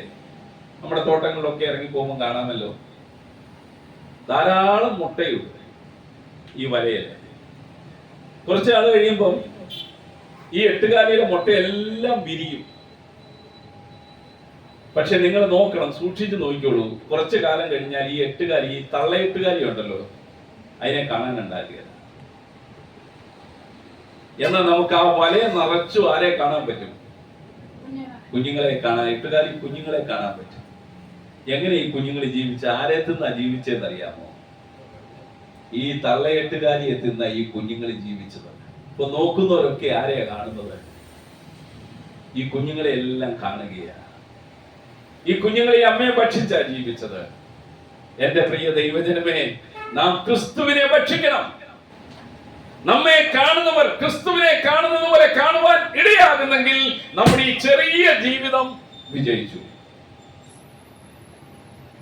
നമ്മുടെ അയൽവാസികൾക്ക്, നമ്മുടെ സഭയിലുള്ള വിശ്വാസികൾക്ക്, നാം ഉൾക്കൊണ്ട് നിൽക്കുന്ന സമൂഹത്തിൽ, ദേശത്തിൽ അങ്ങനെയാകുന്നെങ്കിൽ നാം വിജയിച്ചു. പഴയ നിയമ വിശുദ്ധന്മാരെ ഭക്ഷിച്ചത് എവിടെ നിന്നുള്ള മന്നയാണ്? സ്വർഗത്തിൽ നിന്ന് ഇറങ്ങി വന്ന അപ്പം, മന്ന. ആരുടെ ചിത്രമായിരുന്നു? കർത്താവായ യേശു ക്രിസ്തുവിന്റെ ചിത്രമാണ്. അവര് കുടിച്ച വെള്ളമോ പാറയിൽ നിന്നുള്ള വെള്ളമാ. ആരുടെ ചിത്രമായിരുന്നു പാറ? കർത്താവായ യേശു ക്രിസ്തുവിന്റെ ചിത്രമായിരുന്നു. അങ്ങനെയാണെങ്കിൽ ഞാൻ നിങ്ങളും അല്ലേ ആരെയാ ഭക്ഷിക്കുന്നത്? കർത്താവായ യേശു ക്രിസ്തുവിനെ. നമ്മെ കാണുന്നവരും ക്രിസ്തുവിനെ കാണുവാൻ, ക്രിസ്തുവിന്റെ മഹത്വത്തെ കാണുവാൻ, ദൈവത്തിന് സ്തോത്രം ചെയ്യുവാൻ, ഇന്ന സഹോദരൻ, ഇന്ന സഹോദരൻ, ഇന്ന കുഞ്ഞിനെ ഓർത്ത് ദൈവത്തിന് സ്തോത്രം ചെയ്യുവാൻ ഇടയായി തീരുന്നെങ്കിൽ നമ്മുടെ ഈ ചെറിയ ജീവിതം വിജയിച്ചു. നാം എന്തൊക്കെ ചെയ്തു എന്നുള്ളതല്ല, എങ്ങനെ ജീവിച്ചു എന്നുള്ളതിന് വളരെ പ്രാധാന്യമുണ്ട്. ഞാൻ ഇവിടെ അവസാനിപ്പിക്കാൻ പോകുകയാണ്. ഞാൻ വായിച്ച വേദവാക്യത്തിലേക്ക് മടങ്ങി വരികയാണ്. മത്തായി സുവിശേഷം 18:20 നമ്മൾ വായിച്ചത്. 2-3 പേർ എന്റെ നാമത്തിൽ കൂടി വരുന്നിടത്തൊക്കെയും ഞാൻ അവരുടെ നടുവിൽ ഉണ്ട്. ശരിക്കും നമ്മുടെ നടുവിൽ കർത്താവുണ്ടോ എന്നത് നാം വളരെ ആഴമായി ചിന്തിക്കുവാൻ വരുന്ന നാളിൽ ഈ പഠനം കൂടെ ഇടയാക്കട്ടെ. ഈ മാധ്യമത്തിലൂടെ കാണുന്നവരും ഈ ക്ലാസ് കേൾക്കുന്നവരും വളരെ ആഴമായി ചിന്തിപ്പാൻ ഒന്നിച്ചിടയാകട്ടെ എന്ന് പ്രാർത്ഥിക്കുന്നു. ഇങ്ങനെ എനിക്കൊരു അവസരം തന്ന ഈ ദൈവദാസനോടും കുടുംബത്തോടും നെന്മാറയുള്ള ഈ ചെറിയ കൂടിവരവിനോടും എൻ്റെ അകമഴിഞ്ഞ നന്ദി രേഖപ്പെടുത്തുന്നു. ദൈവം നിങ്ങളെ സഹായിക്കട്ടെ, അനുഗ്രഹിക്കട്ടെ. ദൈവവചനം, ദൈവനാമം ഈ വചനങ്ങളാൽ മഹത്വപ്പെടുമാറാകട്ടെ. ആമേൻ.